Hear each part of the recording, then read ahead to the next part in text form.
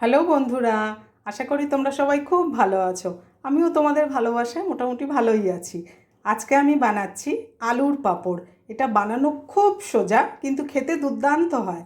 আচ্ছা, প্রথমে আমি বেশ কয়েকটা আলুকে সেদ্ধ করে ছাড়িয়ে নিয়েছি। এবার এগুলোকে গ্রেট করে নেব। এই যে আলুগুলোকে গ্রেট করে নিয়েছি।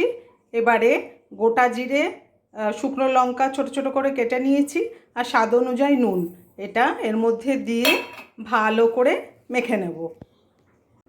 এবারে একটা পলিথিনের ক্যারি ব্যাগকে এরকম করে কেটে নিয়েছি, তাতে একটু তেল মাখিয়ে নিয়েছি, আর আলুর মিশ্রণ থেকে এরকম আলু নিয়ে একটু তাতে তেল মাখিয়ে এখানে দিলাম। দিয়ে এবারে এরকম করে এটাকে চেপে দিতে হবে। এই যে হয়ে গেছে।